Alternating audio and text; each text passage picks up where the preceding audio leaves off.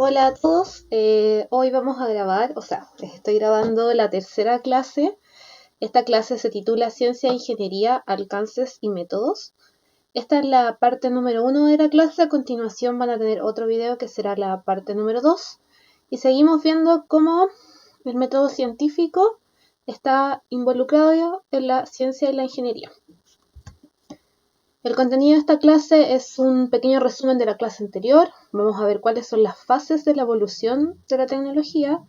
Vamos a ver qué son los modelos matemáticos. Y para eso vamos a ver como ejemplo la bomba de sodio y potasio. Vamos a ver cuál es la importancia de la ciencia en la tecnología presente y de la biotecnología en el presente y en el futuro. Acá vemos brevemente lo que habíamos visto en las clases anteriores, el método científico. El método científico tenía estas 4 etapas principales: una observación sistemática de un fenómeno, el cual nos lleva a formularnos una pregunta o tratar de resolver un problema, la que formulamos como una hipótesis.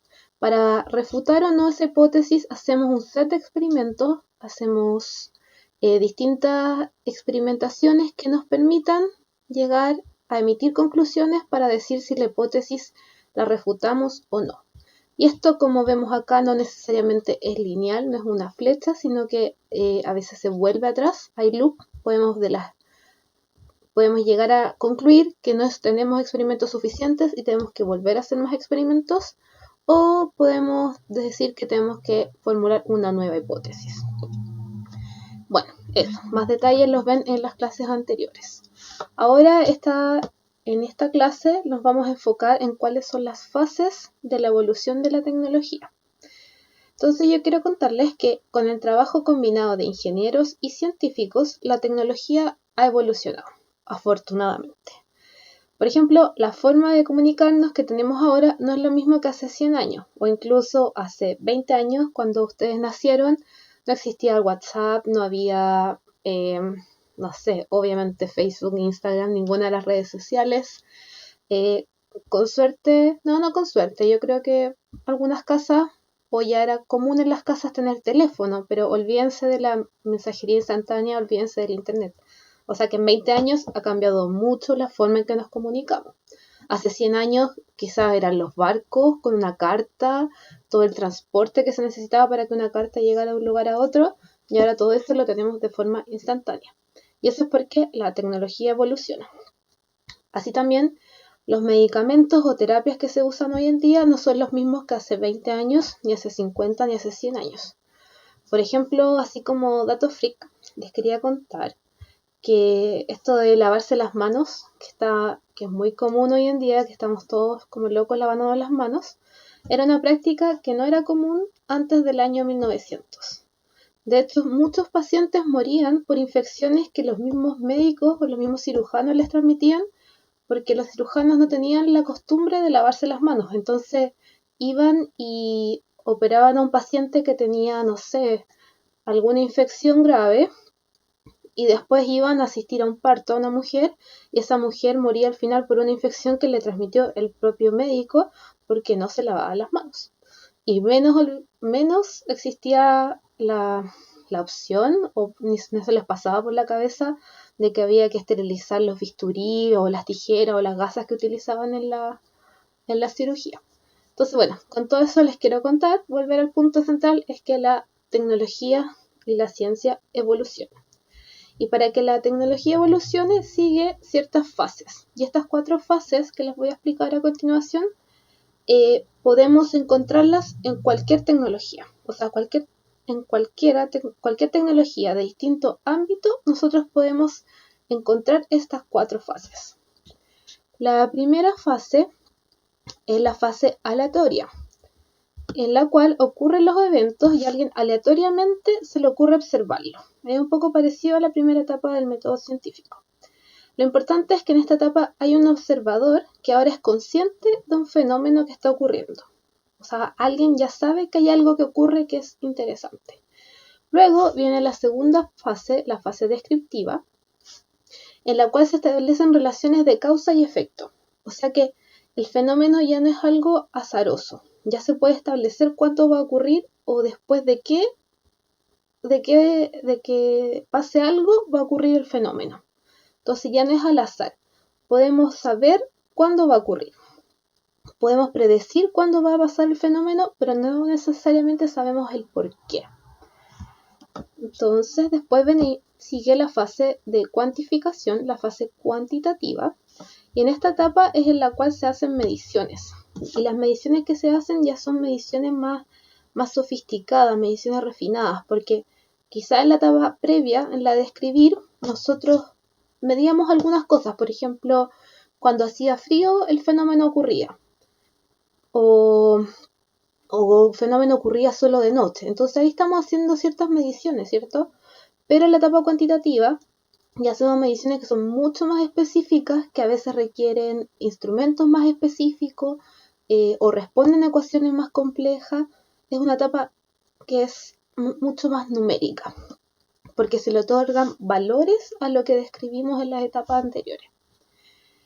Entonces, y luego llegamos a la cuarta etapa, la etapa de control. Tengo la pantalla ya en el fondo, por eso miro así como el vacío. Tenemos la etapa de control, en la cual se utilizan las ecuaciones que obtuvimos en la parte cuantitativa para así poder diseñar nuevas aplicaciones o nuevos productos.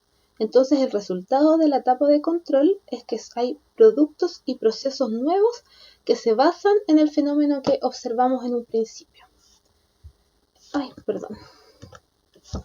Ahí está. Entonces, la tecnología va cambiando a medida que se hacen observaciones. Vamos a continuar. Acá, este es un ejemplo que en paralelo vemos un ejemplo en el área de la física y un ejemplo en el área de la biología. Yo les quiero explicar con más detalles el de la biología porque creo que es más difícil de entender que el de la física. Entonces, en la etapa aleatoria dice, se observa que existen diferencias y similitudes entre animales y plantas. Eso es lo primero que nosotros observamos y a alguien le llamó la atención.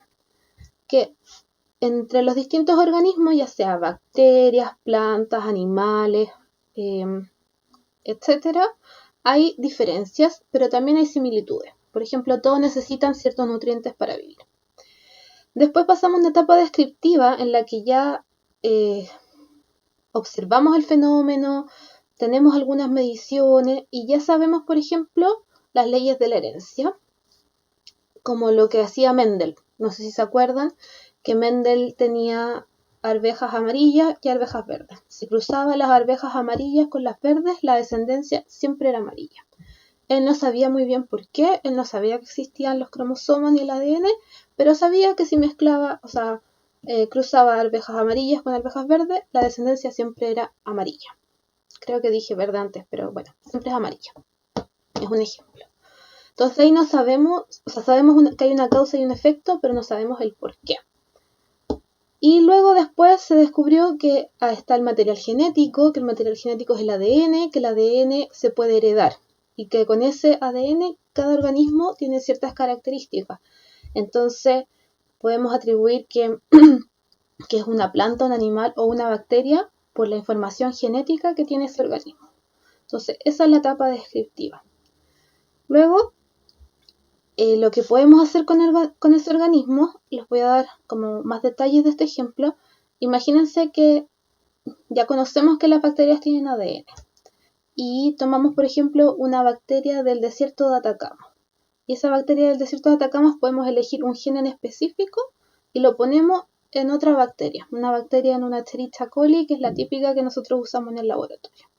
Y esa bacteria, ahora que ya la modificamos, hicimos una modificación genética de esta bacteria, la crecemos en el laboratorio. Y en la etapa cuantitativa lo que vamos a hacer es tratar de buscar cuál es el medio de cultivo en el que la bacteria crece más rápido, cuál es la curva de crecimiento de la bacteria, cuál es la velocidad de crecimiento máxima, con qué distintos sustratos puede crecer la bacteria. Podemos calcular una tasa de consumo específico de glucosa, por ejemplo. Y así es como llevamos ahora nuestro fenómeno que era biológico a algo cuantitativo. Necesitamos números, necesitamos ecuaciones para modelar este fenómeno. Y luego ahora que ya sabemos cómo funciona, ya modificamos la bacteria, le pusimos material genético nuevo, elegimos un gen específico y sabemos cómo la bacteria puede crecer en el laboratorio, utilizamos toda esa información en la etapa de control para crear un nuevo producto o una nueva aplicación de esto. Entonces, ya sé como toda la parte de cómo funciona y ahora para qué la puedo aplicar.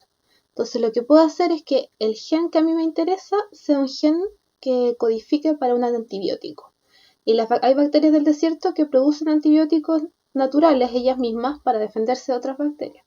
Entonces yo puedo tomar el gen de esa bacteria, que para mí es muy difícil cultivarla en el laboratorio, y lo pongo en la bacteria que es fácil de cultivar, cultivo esa bacteria y ahora obtengo un antibiótico a partir de esta bacteria en el laboratorio. Entonces ahí se dan cuenta cómo pasamos desde una fase muy básica de describir el fenómeno, de entenderlo, hasta llegar a una nueva aplicación. Ahí les queda el ejemplo de la física para que lo revisen, que yo creo que para ustedes es mucho más fácil de entender. Continuamos. Entonces, en estas fases de la evolución de la tecnología, usualmente las dos primeras etapas se relacionan con el campo de la ciencia. A ver, aquí, de la ciencia. La teoría y la etapa descriptiva están relacionadas con la ciencia y la etapa cuantitativa, y la etapa de control están más relacionadas con la ingeniería. Y esto, la ingeniería se hace más importante en la parte cuantitativa porque la ingeniería es la que trabaja con los números. Y luego toma un rol protagónico en la parte del control, porque es en general la ingeniería la que trata de buscar nuevas aplicaciones o nuevos productos para algo que se descubrió o se desarrolló científicamente. Esto es un poco análogo a lo que se usaba antes, que se describía como ciencia básica y ciencia aplicada, que es un concepto un poco antiguo, en la cual se pensaba que eran cosas separadas, que era o ciencia básica o ciencia aplicada. Por ejemplo, para estudiar los virus, la ciencia básica estudiaría, por ejemplo, cómo es el virus, qué forma tiene, qué tamaño tiene, de qué familia corresponde, qué tipo de material genético tiene el virus, cómo ese virus puede entrar a un hospedero, cuál es la proteína específica del virus que interacciona con la célula del hospedero. Todo eso podríamos describir lo que es ciencia básica. Y luego la ciencia aplicada sería, por ejemplo, desarrollar una vacuna para ese virus, para que ese virus genere inmunidad en los pacientes. O cómo puedes hacer un medicamento que evite que el virus pueda entrar a la célula del hospedero. O poder hacer test que certifiquen de manera rápida si el virus está presente o no. Entonces ahí vemos cómo hay ciencia básica y ciencia aplicada, que es un poco un análogo a esto de las fases de la evolución de la tecnología, que la etapa a la teoría descriptiva podríamos decir que es más científica, parecida a lo que es ciencia básica, y la etapa cuantitativa y de control es más parecida a lo que sería la ciencia aplicada. Pero es importante que ustedes sepan que esto no es blanco-negro, que un ingeniero puede hacer ciencia y que un científico puede desarrollar nuevas aplicaciones y nuevos productos, y que además ninguna de estas etapas existiría sin la otra. O sea, es necesario que haya una comunicación entre la ciencia y la ingeniería para que se potencie la ciencia básica y para que se potencie el desarrollo de nuevas aplicaciones. Vamos a seguir. Perdón. Y esto es un poco lo que les contaba, que estos pasitos, las 4 etapas no son lineales, porque a veces también vamos cuantificando mientras describimos o vamos describiendo mientras observamos el fenómeno. Y entonces tenemos acá a los científicos que están descubriendo nueva información. Ellos describen y cuantifican y los ingenieros pueden usar esta información para diseñar nuevas aplicaciones o diseñar nuevos productos o incluso diseñar nuevos instrumentos que les permitan a los científicos hacer su trabajo de manera más fácil o más precisa. Entonces acá vemos cómo hay una comunicación entre el ingeniero y el científico. Y a su vez, el ingeniero tiene que producir o hacer nuevas aplicaciones y productos que sean de interés de la sociedad. Porque la sociedad tiene necesidades que el ingeniero trata de satisfacer. Entonces, si la sociedad no tuviese ninguna necesidad, el ingeniero ni el científico no tendrían ningún trabajo que hacer. Entonces, acá vemos como hay una relación muy importante entre ciencia, tecnología y la sociedad, porque la sociedad, aparte de generar necesidades, también aporta con recursos monetarios que fomentan a que se siga haciendo investigación y desarrollo de nuevos productos, y también con recursos humanos, porque también necesitamos más ingenieros, más científicos o gente que trabaje en las aplicaciones que crean los ingenieros. Entonces, esto para que les quede claro de que no es que cada etapa no existe por sí sola, sino que tiene que ser un complemento de todas estas etapas. Acá estoy ya. Entonces, eso. Y acá llegamos, ya vimos las 4 fases de la evolución tecnológica. Y ahora quiero entrar un poco más en detalle en qué son los métodos matemáticos. Los modelos matemáticos, perdón. Los ingenieros usan diversas herramientas para el desarrollo de nuevos productos y nuevas aplicaciones. Y dentro de esas herramientas son los modelos matemáticos. Estos modelos matemáticos representan fenómenos mediante ecuaciones. Y con esto podemos predecir qué va a pasar. Un modelo puede ser simple o puede ser muy complejo. O sea que un modelo se crea para responder a alguna pregunta en específico. Un ejemplo clásico en el que se usan modelos y ustedes probablemente no se dan ni cuenta es en las ecuaciones de movimiento, en la cual se preguntan cosas como cuánto se va a demorar en un vehículo colisionar con otro si va a tantos kilómetros por hora y si está a una distancia de tantos metros. Entonces, para esto ustedes utilizan las ecuaciones de movimiento que ya conocen, que vieron en física en el colegio, y con esto ustedes pueden predecir cuándo este vehículo va a chocar con este otro. Entonces ustedes modelan este sistema en que hay 2 vehículos involucrados, hay velocidades involucradas, etc. Entonces todo ese sistema lo modelan con ecuaciones y así pueden estimar cuándo van a chocar. Y es importante que en los modelos hay supuestos. Ustedes en general en estas ecuaciones que conocían asumen que el roce es 0, asumen que no hay viento en contra, que el pavimento, no está mojado, un montón de cosas que se asumen. Entonces, es muy importante que cuando uno crea un modelo matemático, tiene que decir cuáles son los supuestos y para qué casos sí funciona. Porque un modelo simple probablemente me va a responder preguntas simples y un modelo muy complejo me va a servir para responder una pregunta que es mucho más específica. Entonces, por ejemplo, si queremos construir un puente, para que no pase lo que pasó con ese puente Caucao que después no calzaba, tiene que haber un modelo que incluya todas las ecuaciones y todas las variables que puedan existir, ¿cierto? Porque si no va a pasar esto de que el puente no calza. Y otra cosa que también es importante, que es difícil de imaginar, que los modelos matemáticos no solo son modelos de ecuaciones, sino que hay modelos que se llaman modelos heurísticos que tienen que ver más con la práctica, o sea, y con la experiencia, así como las leyes empíricas, más o menos parecido a eso, que un experto en un área hace siempre el mismo trabajo, un operario de planta hace siempre el mismo trabajo y él ya creó en su cabeza un modelo matemático. Entonces él sabe responder ante ciertas circunstancias, ¿cierto? Y si ponemos un operario nuevo que no tenga experiencia, probablemente no va a saber responder de la misma forma que el otro operario que tenía experiencia, porque él también tenía creado un modelo en su cabeza, que es un modelo de práctica, digamos. Bueno, y otro ejemplo, bueno, más o menos parecido de un modelo matemático es el del lanzamiento de un proyectil. Pensemos que lanzamos una pelota de béisbol. La pelota de béisbol sigue la trayectoria de un proyectil.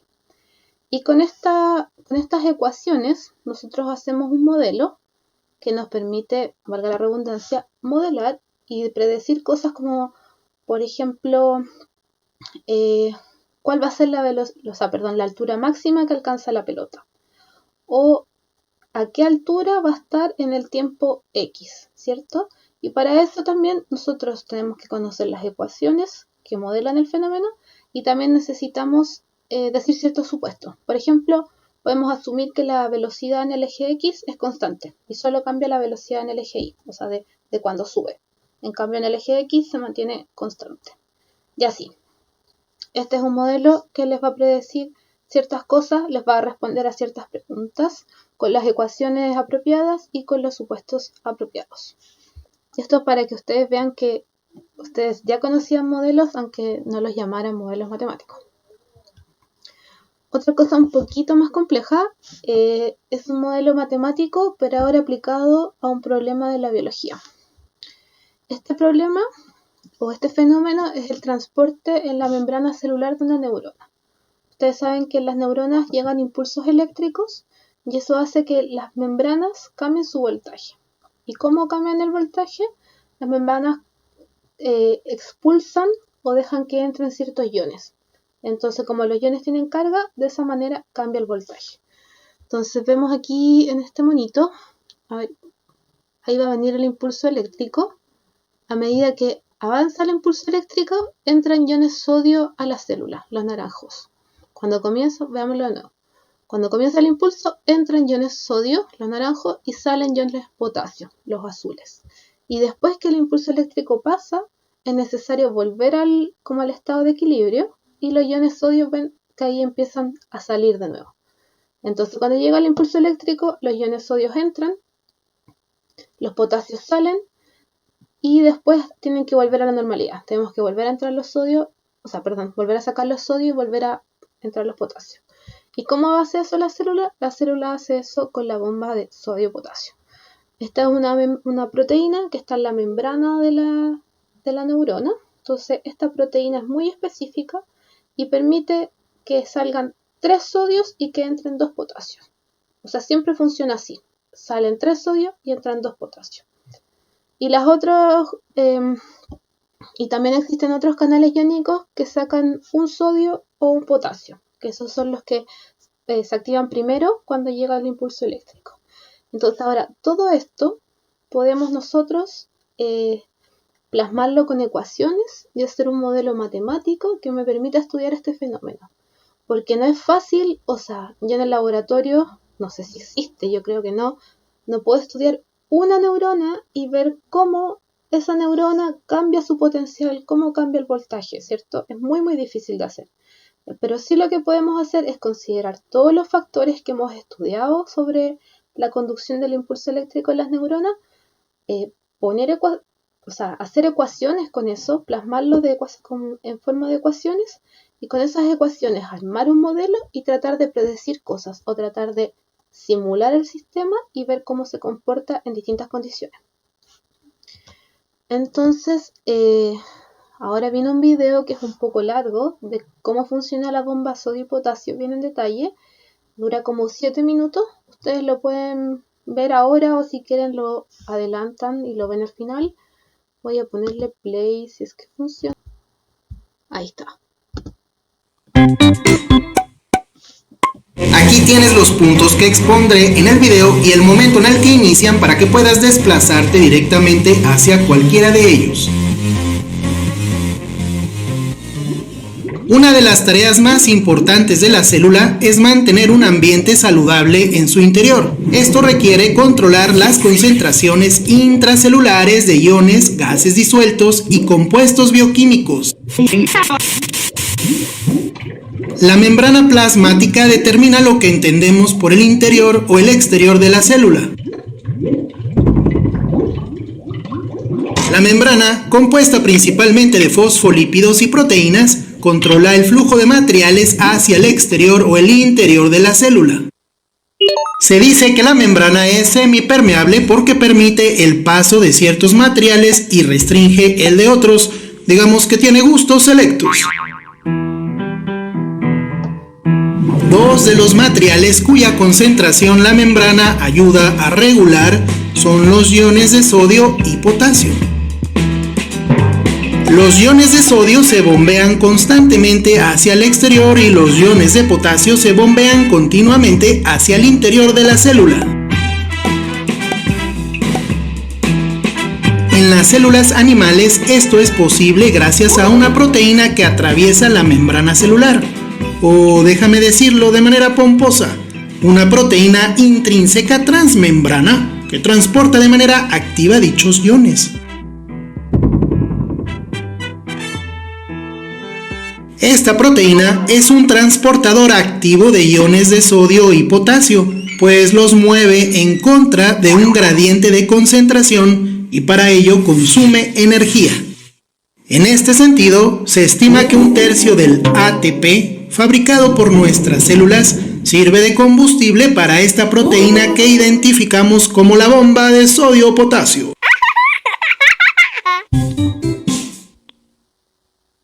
Antes de exponerte cómo funciona la bomba de sodio-potasio, es importante entender los gradientes que afectan a estos iones. En biología, un gradiente de concentración es la distribución desigual de sustancias disueltas a través de la membrana celular. Las sustancias pequeñas, como los iones, normalmente se mueven de una región con mayor concentración a otra donde su concentración es menor. Este tipo de movimiento se llama difusión. No consume energía química y por eso se considera un tipo de transporte pasivo. Pero también existe un gradiente eléctrico, es decir, una diferencia de carga eléctrica a través de la membrana plasmática. Esto es así, porque el interior de las células tiene una carga eléctrica ligeramente más negativa, en comparación al fluido extracelular. Lo anterior genera la siguiente condición. El gradiente de concentración del sodio, menor adentro y mayor afuera, tiende a conducir a los iones de sodio hacia el interior celular. El gradiente eléctrico también favorece la misma tendencia, porque el sodio es un ion positivo atraído por el interior negativo de la célula. La situación es un poco más compleja para el potasio. El gradiente eléctrico del potasio, que es otro ion positivo, tiende a conducirlo hacia el espacio intracelular. Pero el gradiente de concentración del potasio, que es mayor en el interior y menor en el exterior, favorece su difusión extracelular. La combinación de un gradiente eléctrico y un gradiente de concentración que afecta la difusión de los iones se conoce simplemente como gradiente electroquímico. Para lograr un ambiente saludable en su interior, la célula debe mantener una mayor concentración de potasio y una menor concentración de sodio con respecto al exterior. La célula requiere energía para mover sustancias en contra de un gradiente de concentración o en contra de un gradiente electroquímico. Por eso, el trabajo de la bomba de sodio-potasio se considera un tipo de transporte activo. Ahora sí, veamos cómo funciona la bomba de sodio-potasio. La bomba de sodio-potasio consiste esencialmente en una proteína portadora llamada sodio-potasio ATPasa. En cada ciclo, la sodio-potasio ATPasa altera su forma para extraer 3 iones de sodio e introducir 2 iones de potasio en la célula. El ciclo o proceso consiste de 6 pasos. La bomba está orientada y abierta hacia el interior de la célula. En esta conformación, la bomba tiene afinidad por los iones de sodio y captura hasta 3 de ellos. En este punto, la bomba hidroliza o degrada una molécula de ATP. Esto significa que un grupo fosfato del ATP se une a la bomba y el ATP se convierte en ADP como producto secundario. La bomba cambia de forma debido a su unión con el grupo fosfato y entonces se reorienta abriéndose al espacio extracelular. En esta configuración la bomba pierde el gusto o afinidad por los iones de sodio y estos se liberan. Ahora la bomba prefiere los iones de potasio y cuando pesca 2 de ellos, el grupo fosfato se libera de ella. Sin el grupo fosfato, la bomba retoma su forma original y se abre nuevamente al interior de la célula. Recuerda que en esta forma la sodio-potasio ATPasa tiene más afinidad por los iones de sodio, así que los iones de potasio se liberan en el citoplasma celular e inicia otro ciclo de bombeo.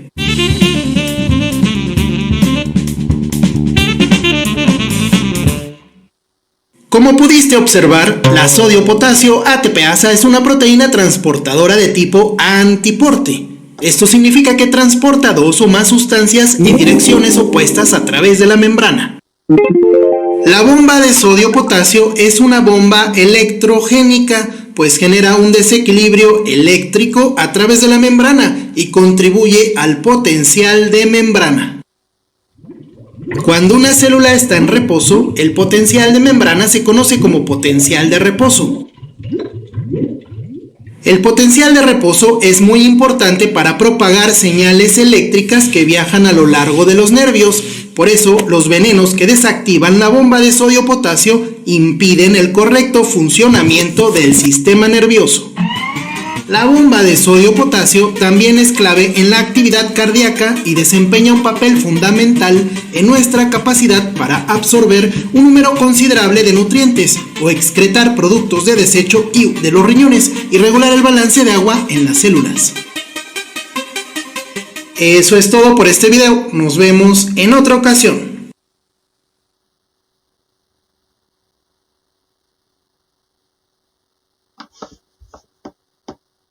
Bueno, ahí terminó el video de la bomba sodio-potasio. Espero que les haya quedado más claro cómo funciona. Esto tampoco tienen que saberlo de memoria y saber exactamente cómo funciona, solo para que tengan una idea. Y entonces, como les decía antes, que este modelo biológico lo podemos modelar a través de ecuaciones que representan la velocidad. Esto es una velocidad que en vez de ser una diferencia de distancia en el tiempo, es una diferencia de concentración. Entonces la diferencia de concentración del sodio que está afuera en el tiempo es equivalente, o sea, es proporcional a esta fórmula, a una constante por la concentración del sodio que está dentro y la del potasio que está afuera, porque es importante que haya sodio adentro para que pueda salir y que haya potasio afuera para que pueda entrar. Así también tenemos la ecuación para el potasio intracelular que está dentro, que es proporcional a esta ecuación. Además, también sabemos que la velocidad con que el sodio sale es la misma, pero con una dirección distinta a la que el sodio entra. Lo mismo para el potasio, que tiene distinta dirección de la que el potasio que sale con el potasio que entra, y que hay una relación que por cada 3 sodios que salen entran 2 potasios. Eso.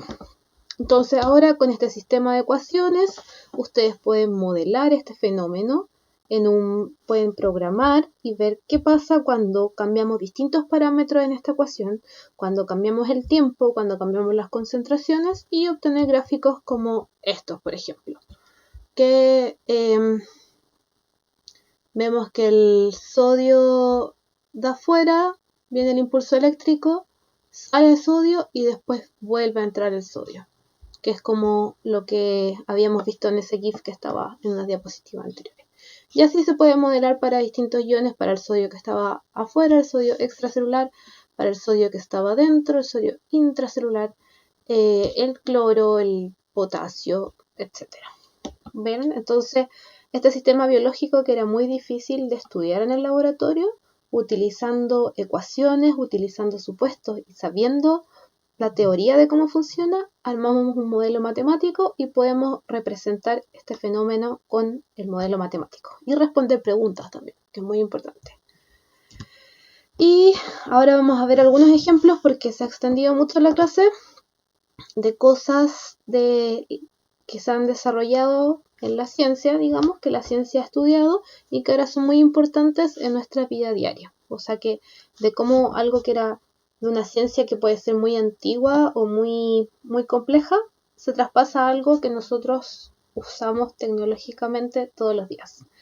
Y el ejemplo es el sistema de posicionamiento global, el GPS o GPS, que está basado en la teoría de relatividad espacial de Einstein, que habla de la dilatación temporal, de la contracción del tiempo, que comúnmente es conocido como las distorsiones espacio-temporal en sistemas inerciales. Bueno, la idea no es que nosotros entendamos la teoría de Einstein, aunque probablemente ustedes sí la entiendan, o mejor que yo, pero gracias a esta teoría se pudo desarrollar la tecnología del GPS, en la cual los satélites tienen Los satélites tienen relojes atómicos muy específicos y a través de una triangulación podemos saber exactamente, o sea, no exactamente, pero con bastante precisión, la posición de alguien con un dispositivo GPS.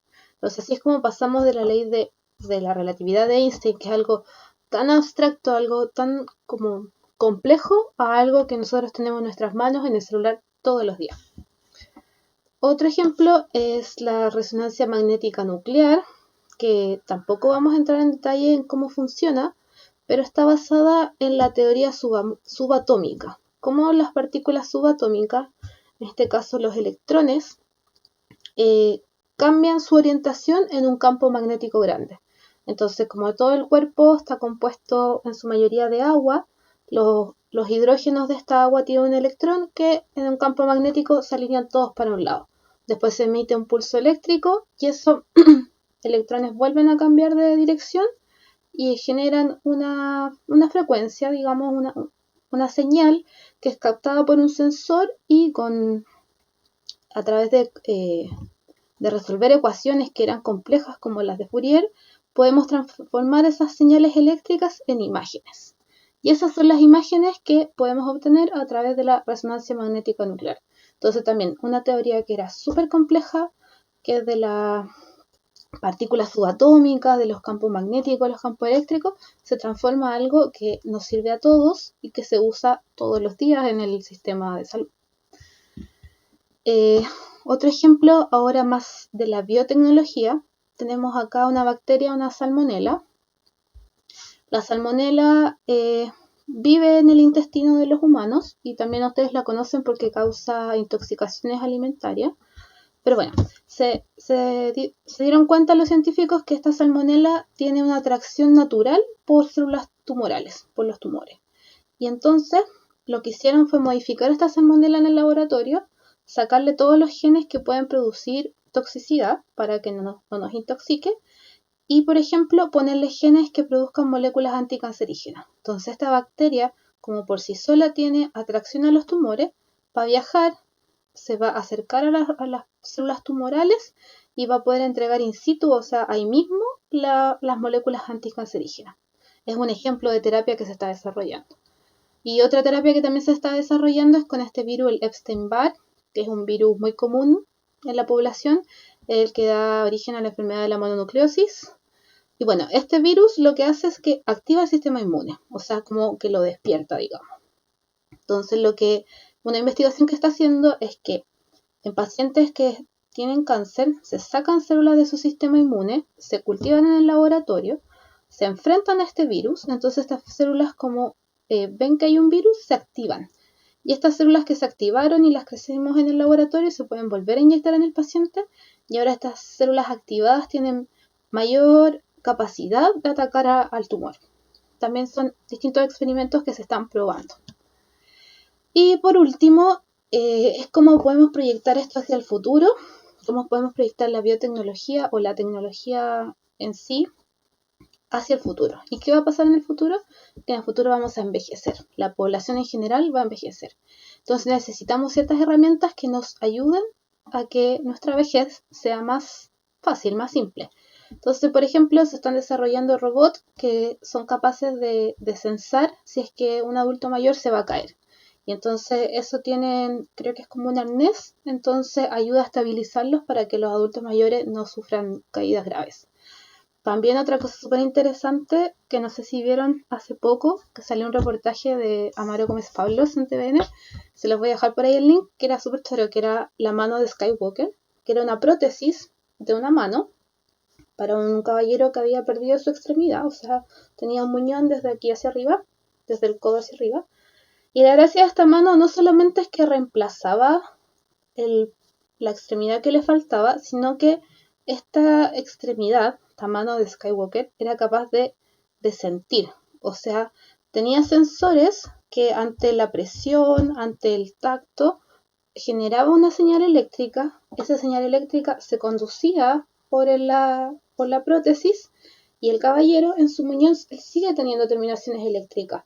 Entonces él podía sentir como propias estimulaciones que sentía esta prótesis. Entonces, no era una prótesis común y corriente, sino que además te permitía volver a tener el tacto, volver a tener sensibilidad. O sea, el caballero podía tomar un huevo sin romperlo, podía tomar un vaso, entonces eso era, yo lo encontré como muy interesante. En fin, hay infinitos ejemplos y con el último que quiero terminar es con la medicina de precisión. No sé si ustedes lo han escuchado alguna vez. La medicina de precisión se trata de hacer medicina personalizada, paciente a paciente, porque ya sabemos que todos tenemos información genética diferente. O sea, que nosotros respondemos de forma diferente ante distintos estímulos y especialmente cuando se trata de medicamentos. Entonces, un ejemplo clásico, súper fácil de entender, es el alcohol. El alcohol no es un medicamento, pero ustedes se dan cuenta que hay gente que tolera muy bien el alcohol y hay gente que lo tolera muy mal. O sea, que toma muy poco y se siente mal inmediatamente. Y eso es porque tiene ciertas mutaciones en sus genes que metabolizan el etanol que no le permiten consumir mucho etanol. Entonces, cada persona es distinta y metaboliza el etanol o metaboliza los fármacos de manera diferente.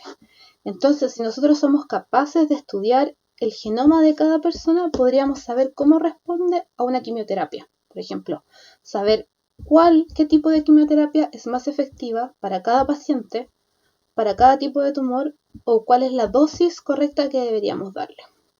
Y también en casos más extremos, por ejemplo, si analizamos los genes relacionados con el cáncer de mamas, está descrito que si hay unas mutaciones en un gen específico que se llama BRCA, significa que el cáncer va a ser muy agresivo. Y no sé si se acuerdan, hace algunos años que Angelina Jolie se hizo una mastectomía porque ella tenía mutaciones en ese gen. Entonces era muy probable que ella desarrollara cáncer de mama y que fuera muy agresivo. Y ella decidió tomar esa medida drástica para no tener cáncer en el futuro.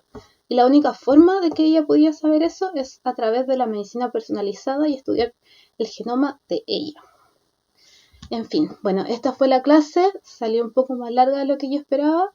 Bueno, ustedes siempre la pueden adelantar por ahí y pronto tendrán la clase, la parte número 2. Muchas gracias por su atención.